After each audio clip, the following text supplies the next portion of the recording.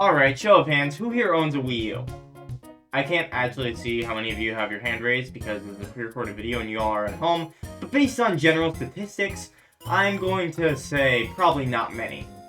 But of the few who do own this system, I am one of them.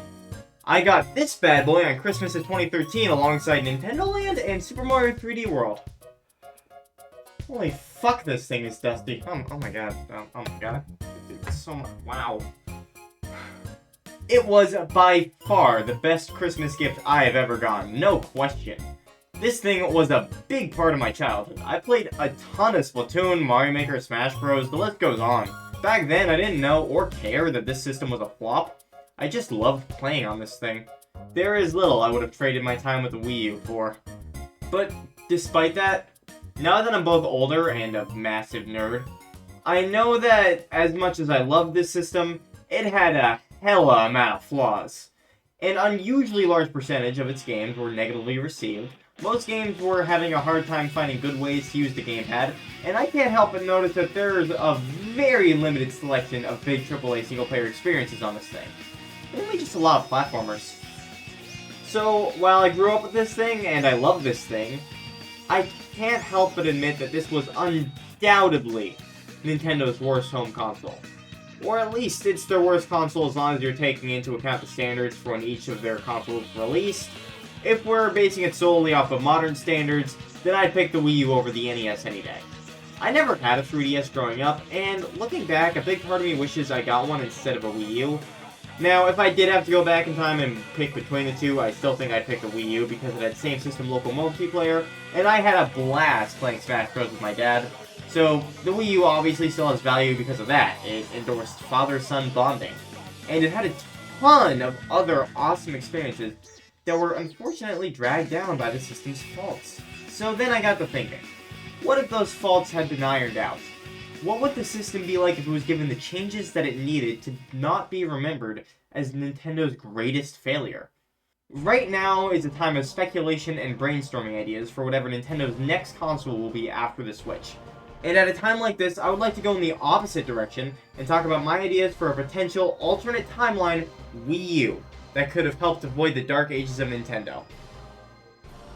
So much dust, oh my god. I got rid of a little bit of it before the video, but like there's still so much. I don't think that's coming up. That is not coming. That is stuck. Is that even done? What is that on my Wii? What the fuck? Here are the rules for how I can do this. Whatever changes I make to the console itself are fine as long as it fits the criteria that it is still a Wii successor, and it still has a second screen on the controller.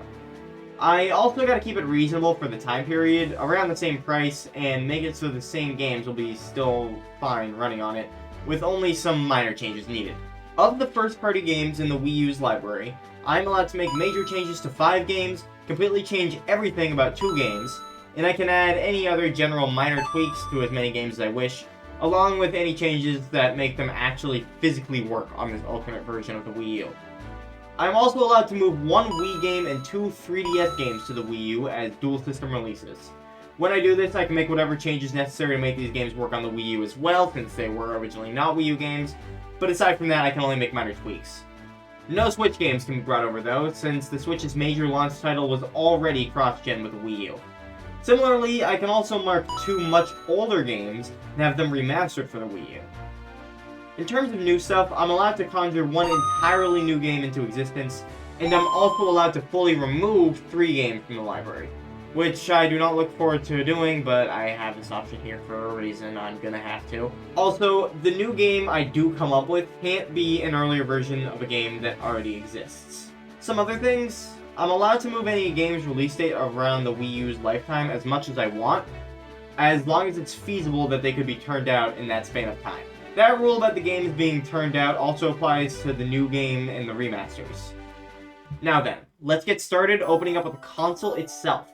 From what I've played and observed, developers always had trouble thinking up what to do and how to use the Wii U gamepad, and it ended up being a gimmick that no one really saw the benefit in for the most part. However, there was one genuinely great use of the Wii U gamepad that would often enhance games more than making them super gimmicky, and that was the touchscreen. The visual aid of having a second screen didn't help the Wii U much at all aside from squid jump. If anything, it caused problems when the developers tried to use it effectively, but the touchscreen was extremely useful. It made level building so much easier in Mario Maker. It was a very efficient way to jump to your allies in Splatoon. It made sorting through your inventory so much faster in games that utilized inventories, and so much more. But I think that functionality alone doesn't warrant such a large gamepad. So the major change I'm making is to scale down the gamepad size to be about as big as the second screen on the 3DS, maybe a little bit bigger, I don't know, maybe like a little smaller than the Switch Lite, and also reconfigure its button layout to match a more traditional controller. The 3DS touchscreen is typically plenty good enough for everyone's needs on that system, so I think it would be fair to reduce the gamepad size down to be about as big as that was, though definitely still bulkier in order to ensure hardware power. They definitely have to reduce the aspect ratio, so games that display simultaneously on both screens would have to be downscaled on the gamepad screen, which wouldn't be a big deal because it would still be displayed in HD on the TV. The smaller screen would still be plenty sufficient for building levels in Mario Maker despite being a bit more cramped, and it would also be fine for sorting through inventories or playing Squid Jump. Games like Star Fox Zero that show different things on each display and have you switch between them would just have you press a button to switch the perspectives displayed on each screen instead, so you can see whichever one you wish in high resolution while the other one would be downscaled, but you can still look at it on the gamepad if you don't want to switch. That one change to the gamepad is the only real one I have in mind for the system itself. Its setup is actually pretty good. Naturally, I would like it if it were more powerful, but it's got to have trade-offs in order to display on two screens at once. As for the system's UI, that's also not going to have any real changes. The Wii U's social functions and Virtual Console already give it a leg up over the Switch. Also, I was too young to care about using any of the stuff besides the games during the time of the Wii U, and now that none of those features are supported anymore, I can't look through them in order to come up with ideas for improvements. So that's disappointing. Anyway, it's time for games! We'll be going through the Wii U's lifespan from start to finish, and making changes for its releases as we go. Let's get started. For the Wii U's launch, there's two major changes I want to make. The first of which is switching out the release of New Super Mario Bros. U with the release of Super Mario Maker. New Super U isn't exactly Mario at its best, but Mario Maker was a system seller. I said I could switch around release dates however much I want, and this is when I think that ability would be best utilized. Something as big as Mario Maker at the launch of the Wii U would definitely carry the system far. While all New Super Mario Bros. U did was set a tone. One thing U does have up on Mario Maker is its multiplayer, which, as I said before, is a big deal for the Wii U. So, one minor tweak I'll be giving Super Mario Maker is the ability to play appropriately tagged levels in co-op multiplayer with up to 4 players. Similar to how you can play co-op in Mario Maker 2, except for this you don't have to download the levels first, which is always kind of weird. New Super Mario Bros. U is delayed until when Mario Maker was originally released, at which point I'll deal with it properly. The second major change I wish to make is adding another game to the launch lineup, one that's cross-generation with the Wii. This being The Legend of Zelda Skyward Sword. The fact that the game that was meant to be the Wii U's big Zelda game ended up being mainly a Switch game instead. I am one of 3 people who own the Wii U version of Breath of the Wild instead of the Switch version. Leaving the Wii U with only Zelda remasters and spin-offs was not good for the system. I know it wouldn't be good for Skyward Sword to be delayed an entire year to be released on the Wii U, and it would definitely need some changes to work on the system, which, oh, look, we already have an example of.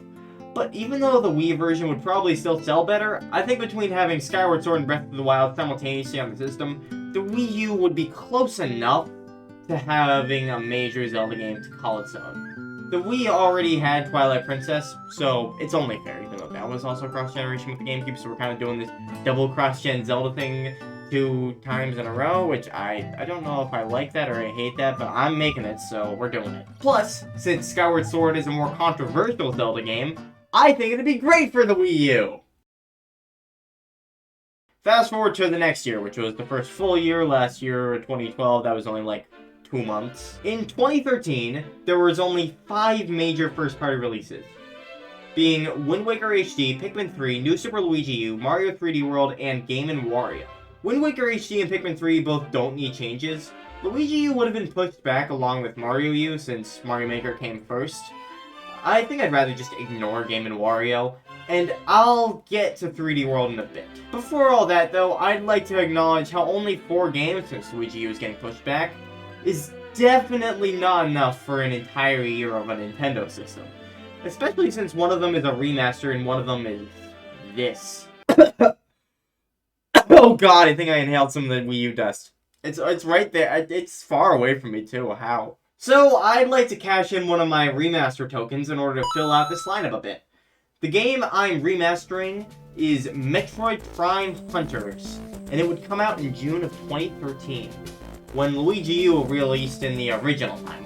Since Metroid Prime Remastered already exists on the Switch, the rules specify I can't use my remaster token on Prime 1 instead, and it'd be pretty weird if I remastered one of the later ones on the trilogy without starting with Prime, especially since the Prime Trilogy Wii re-release wasn't too long before this point, and that release was also available on the Wii U. I also considered using my full game token to make a brand new Metroid game, but I also said I couldn't use that to make an earlier version of a game that already exists, and since Prime 4 is coming, I think that's close enough. Since I obviously can't make Dread either, I think Hunters would make the most sense. It did get a Virtual Console release on the Wii U, but I feel it needs a full remaster more, and the Wii U would be the perfect console for it, especially since this would give the Wii U some much-needed exclusive Metroid content, even if it's just a remaster of one of the Metroid series' more controversial games. This remaster would be made by Nintendo Software Technology, the same people who made the original Metroid Prime Hunters. They mostly do small stuff in ports, so let's say that Retro Studios would keep a close eye on them and make sure they make this remaster significantly improve on the original.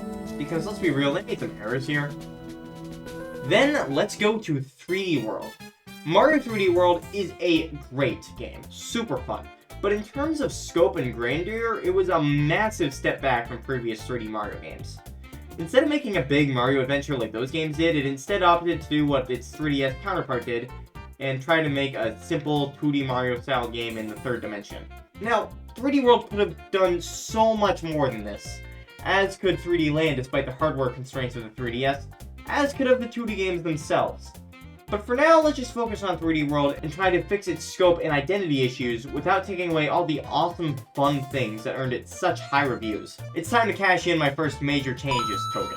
To solve 3D World's problems without taking away the great things that make it 3D World, I'm calling upon 2 Switch games like it which I feel to solve many of its problems. Kirby and the Forgotten Land and Super Mario Bros. Wonder.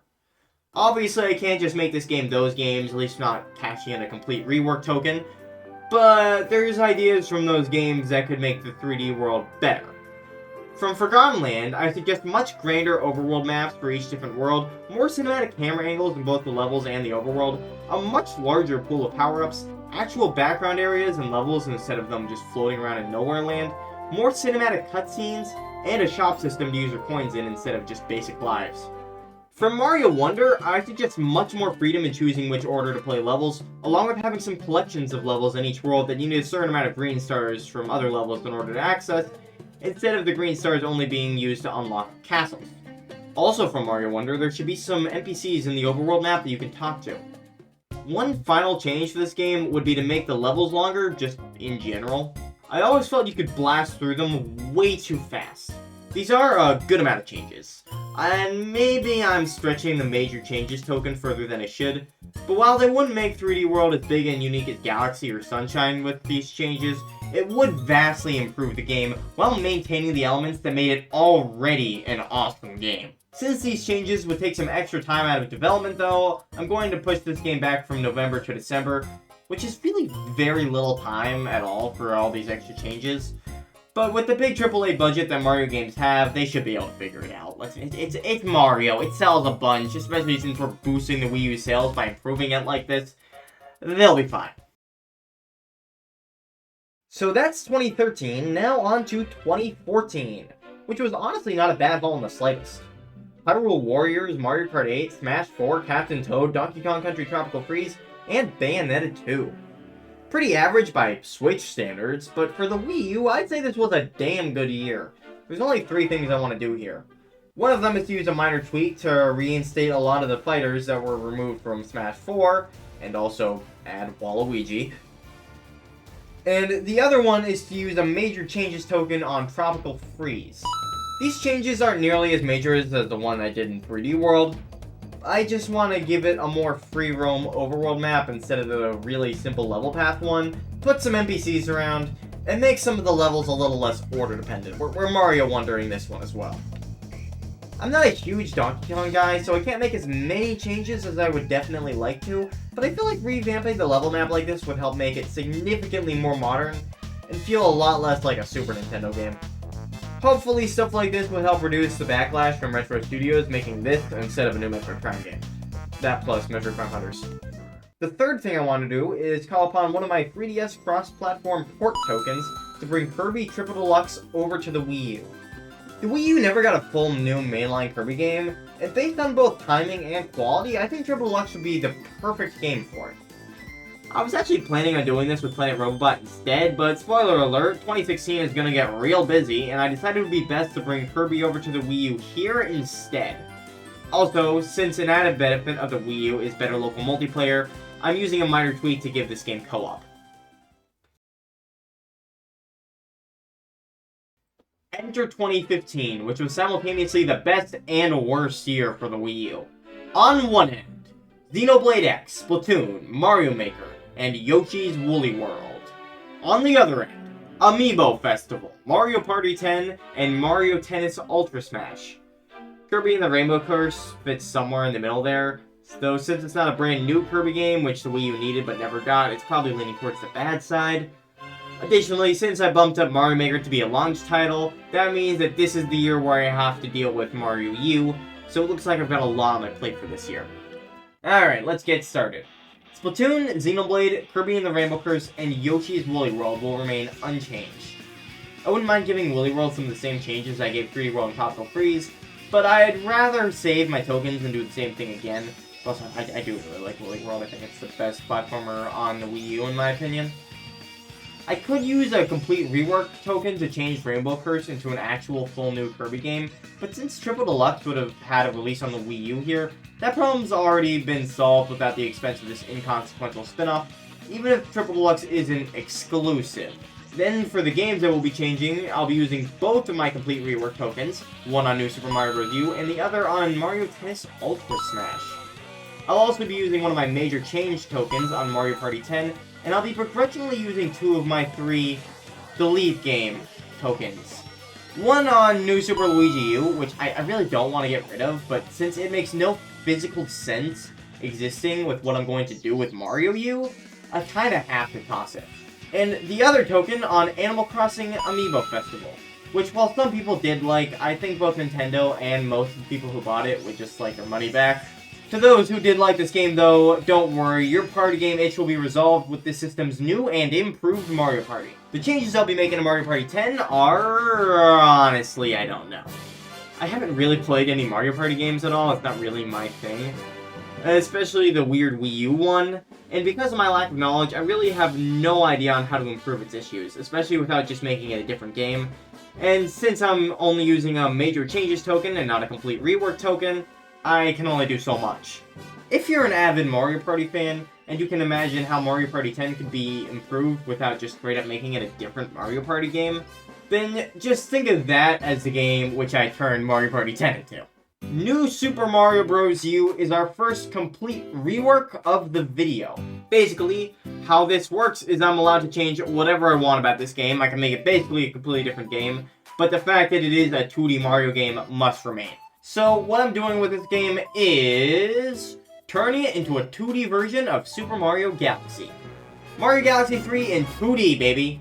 We've gotten 2D Galaxy levels before, and I'm always saying that I think the Galaxy formula could translate excellently into 2D. We just need a good opportunity for it to shine. Specifically, it would take a lot of its ideas from the first Mario Galaxy game, since Galaxy 2 leans towards the typical 2D Mario formula a lot more than Galaxy 1 does, and a big reason why I'm doing this is because I want 2D Mario to branch out more. For this example, just think of Super Mario Galaxy, but in 2D. If the game were actually made, there'd be some much bigger changes, but I'd rather not get into that since we've still got a bit more to go.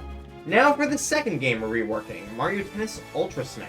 Now, you'd think you could have deleted Ultra Smash and used this rework on Amiibo Festival to get a new Animal Crossing on the Wii U instead, but earlier I said that I'd have to keep in mind development studios and development times, And the studio who makes Animal Crossing also makes Splatoon, which came out a year earlier than that, ergo not exactly feasible for a full Animal Crossing game. Now, of course, there are ways around that, but also Amiibo Festival is a spin-off, and the games have to stay in their same series and sub-series, even with major reworks. So I'm not sure if whatever I did with a major rework on Animal Crossing would still have to be a spin-off, because it's like the only spin-off of its kind.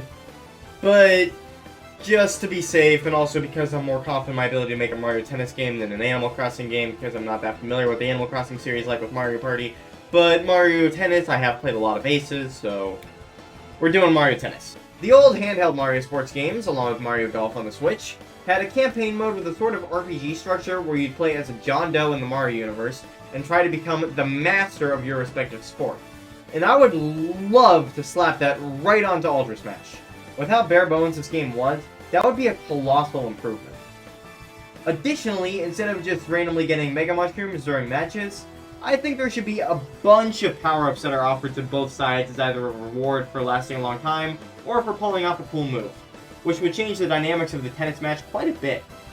Mega Mushrooms should still be reserved for when you pull off a truly awesome trick, though. One final thing, there should be some actually unique courts with unique aesthetics and hazards instead of all just being reskins.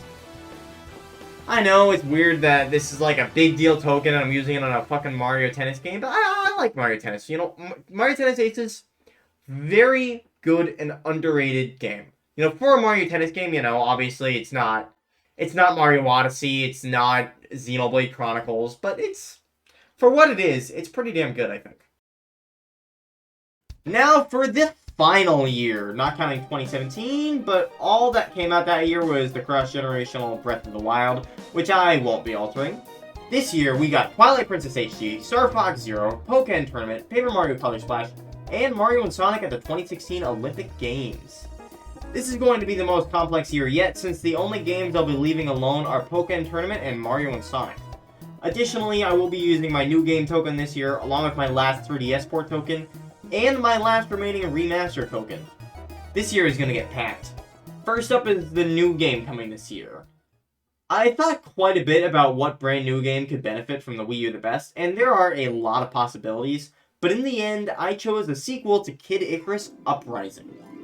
It's a widely beloved game despite coming out so long ago, and everybody wishes they could play it on their Switch, so getting a sequel on the Wii U would be a dream come true for many.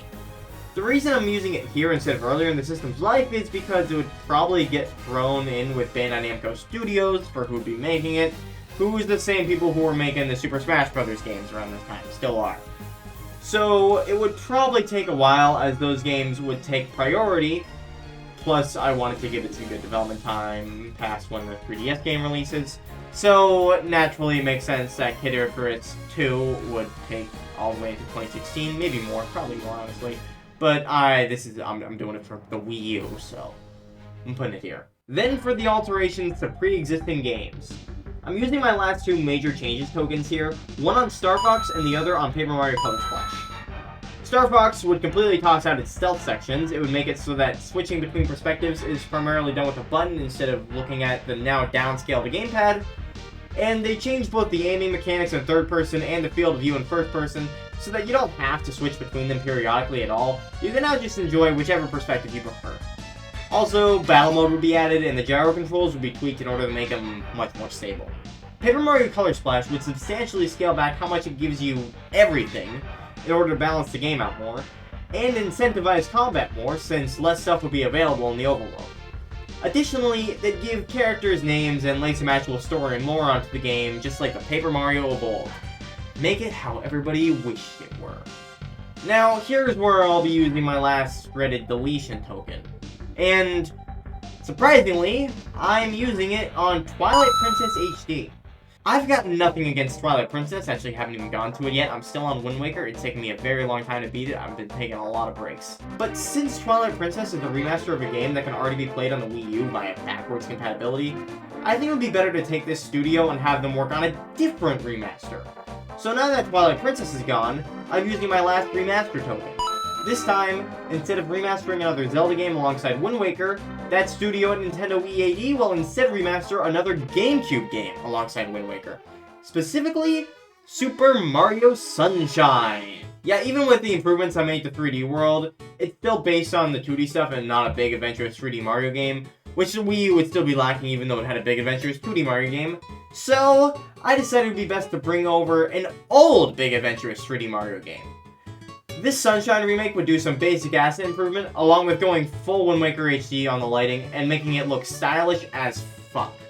Then, for the final token I have remaining, a 3DS cross-platform token, I've decided to bring over Metroid Prime Federation Force. Okay, hear me out here. Supposedly, Federation Force wasn't a bad game, just a bad Metroid game. And since Hunter's Remaster is already on the Wii U in this scenario, but doesn't fulfill a Wii U's owner Metroid need entirely since it's not a new game, and because it's Hunter's, I'd say getting half the credit for Federation Force would help fill up the lineup a bit. It's still not a full new Metroid game, but I think Federation Force would work great on the Wii U. Definitely better than on the 3DS, since the Wii U is a much better suited system for local multiplayer. The other option would be going back to 2015 and bringing over Triforce Heroes, which wouldn't have been a bad idea, but my Metroid bias is shining through here. Plus, it could give an underappreciated game the chance it needs to shine a bit. And the scorn people gave it for being a spin-off during the Dark Age would blow over a year later when Samus Returns released and Prime 4 was announced. Plus, we did get Hunter's Remastered pretty recently once again, so I don't think it would be a bad idea. I don't think it would be a bad idea. And that is how I fixed the Wii U.